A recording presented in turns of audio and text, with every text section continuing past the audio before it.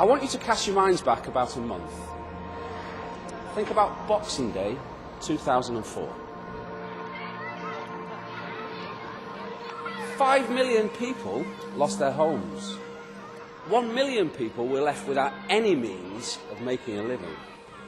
There were 5 World Heritage Sites destroyed. The cost of aid and reconstruction of the tsunami is £7.5 billion. And I want you to imagine something is going to happen to you. You're sat at home, it's Boxing Day, relaxing, watching television, when suddenly the next door neighbour bursts into the room. She shouts, "Quick, get out of here! You've got 30 seconds before this house is destroyed." Schools around the country have been devoting assemblies to the consequences of the tsunami. But John Peplow and his staff at Filton High School in South Gloucestershire have done much more. They felt that the tsunami was of such importance and had left the children with so many unanswered questions, they decided to abandon the regular timetable and spend a whole week exploring the impact of the disaster. Over the week, each year group dropped their usual activities for a day and spent that time exploring the tsunami and its consequences. The idea was actually put forward by our head of English, Paul Vernell. We were all very concerned about, obviously, the disaster that happened on Boxing Day. Lots and lots of the pupils have been coming up saying, "Sir, can we have a non-uniform day? Sir, can we collect some money? We want to do a sponsored event." And Paul mentioned at one of the staff briefings that he thought we should look into it far more than just in terms of raising money, although the raising money is obviously very important. There is a lot to be gained from looking at where we go from this disaster. The week was organised by Paul Vernell. Staff planned the activities in just 3 days, and they wanted to broaden the learning objectives to get the children to think about the question, is another world possible? I think education should be made more relevant to young people, and I thought that this issue might be one we could explore and help young people come to make decisions about their rights and responsibilities as global citizens. Children will be given the tools from each subject to look at the tsunami from different aspects and hopefully, by the end of the day, come up with some answers to some quite profound questions. It's 9 o'clock on Tuesday morning and it's Year 8's turn to spend the whole day reflecting on the tsunami. After John Peplow has set the scene, he then gets the children to imagine how they would deal with the situation themselves. He asks them to think about how they might have reacted, what they would have tried to save, and what they would sacrifice. And cars to get away. You need access to fresh water so they can drink. Hospitals. You need housing. What would happen if there was no fresh water? Everyone would die. And why would they get diseases? From the water. The week is about working with the children to get a positive response. But we don't just want to concentrate on this one issue, we look at all global issues, and that will come from the pupils as well. You know, they come up with some really good ideas. And you know, the challenge of it really is not just to put their views forward, but also to be able to listen to other people's views and respect them. I hope at the end of the day, you all have a much clearer understanding of the impact this disaster has had on every single person on the planet. At 9:45, there's a mass French teach-in in the main hall. Maya Noua takes the group through the background to the tsunami. What were the bare statistics? Which countries were most affected? Par exemple, Angleterre.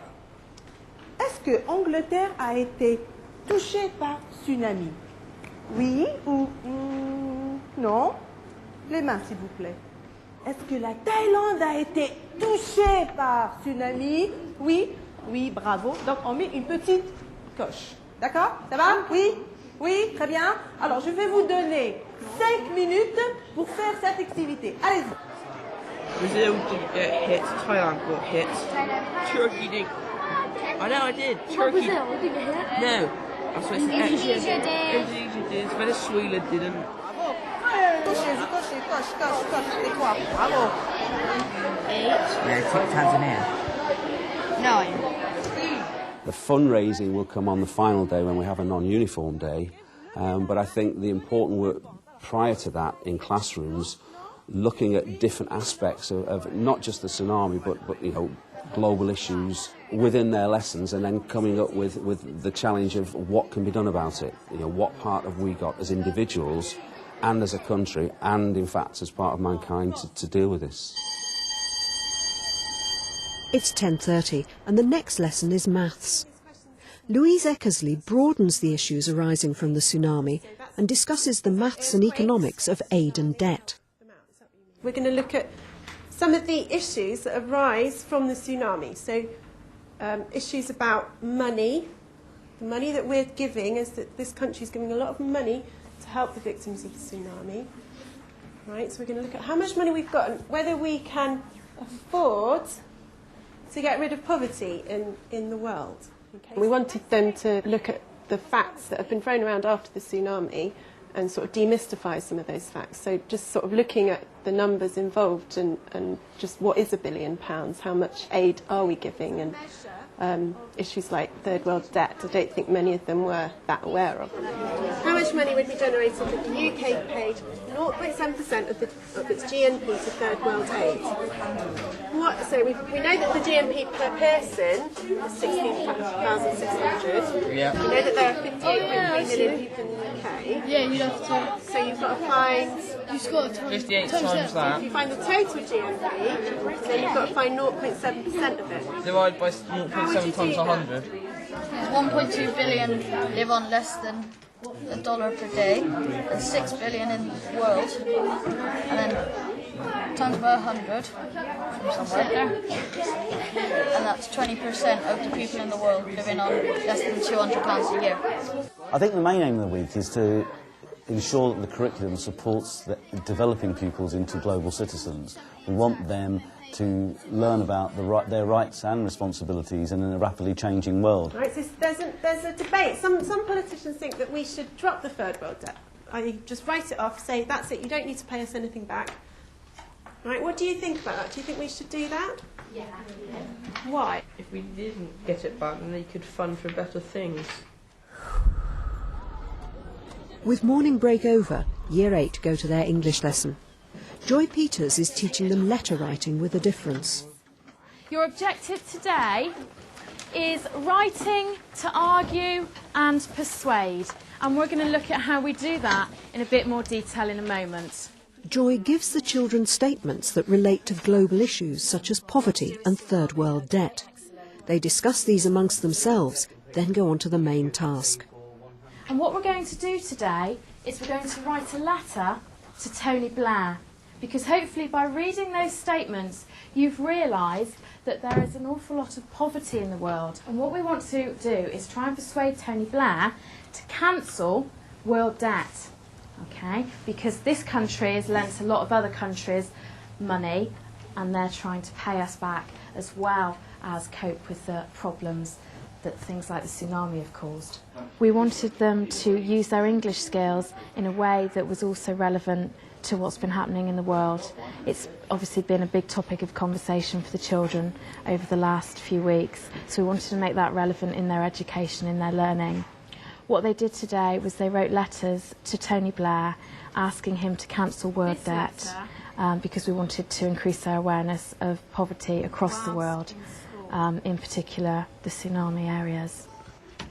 I am fortunately writing this letter as I am at school. However, 100 million children aren't as fortunate as they aren't able to go to school. That's very good, well done. Dear Prime Minister, I am writing to say that you should put a stop to the third world debt, because countries are struggling to even afford food and drinks, let alone paying off their debts. Africa has been affected by AIDS and still will be, because they haven't got the money to help them get rid of AIDS. I am writing to you whilst in school on Tsunami Day. We are lucky to be getting an education. 100 million children in the developing world still aren't able to go to school due to the third world debts. Maybe I can persuade you to stop the world's debts. The response for the children today was brilliant. They told me that they'd enjoyed the lesson. Quite a few of them asked me if they could take their letters home so they could improve them. Some of them wanted to type them up on computers. They were really pleased that I was actually going to send these letters. It gave them a real sense of reality to it, I think. I wrote to Tony Blair that he should stop the debts because they need the money so they can build schools so the children can go to school and get jobs, and then they put money towards their country. He should drop the third world debt because they haven't got enough money for the early warning system, and they haven't got enough money for fresh water. So if we drop the debt, then they can worry about what's important to their country and not paying the debt. Last lesson before lunch is history. Tom Ivey uses Sri Lanka as a case study to explore the disaster in the context of colonial history. He begins by asking a broad question about whether the events of Boxing Day were mankind's responsibility. Okay. Was there any human involvement? Did we do anything? Did human intervention at some point in history have anything to do with the massive loss of life? The questions we've posed, the information we've looked at, is how the role of Britain and other European nations during colonial times had an effect on that country and the money that was there, and leading to the poverty that we have in that country, and how that then knocked on to the massive loss of life that happened in December 2004. Back in the 1500s, the 16th century, Portugal, and then Holland, and then Britain started to become interested in the raw materials that are available in Sri Lanka. See if you can find any evidence of the impact that countries like Portugal, countries like Holland, countries like Britain had on Sri Lanka. What do you notice about some of these pictures? What do you notice about the way these people are living their lives? It isn't that rich a country to be able to afford all the equipment what we can, so it can't see if the tsunami was coming. I think they got a lot from the lesson. I didn't speak to every single individual, but the individuals I spoke to seemed to get a lot from it, and the discussions coming out of it were fantastic for a group of Year 8s. Following a well-deserved lunch break for Year 8 staff and pupils, they all reconvene in the hall for the last lesson of the day. They discuss many of the ideas and issues raised in the subject lessons and address the overarching theme of the week. Can we make the world a safer place? What did your group decide? That if the rich countries were to let off the poorer countries some of the debt, then they could rebuild the houses to make them stronger, so that if there was another tsunami, then less houses would get destroyed. As the head, I've been very proud of the response that they've had in their subject areas, but also how it's the one theme, the one focus has pulled the whole staff together. I've been here 16 years and I've seen people being enthusiastic on many occasions, but this week has seemed to grip everybody's imagination. People who have come up to me and said, this is what I came into education for. It's helped me to learn more about the tsunami and how lucky we are up to other countries. It teaches us about the world and what's happening around us, because we're still young and we didn't really understand, but if we do stuff in school we understand it more, so we can maybe try and help. I think everyone should care about it and think about what would happen if that actually happened to them. Their families and children and friends were taken away from them and they had nothing left.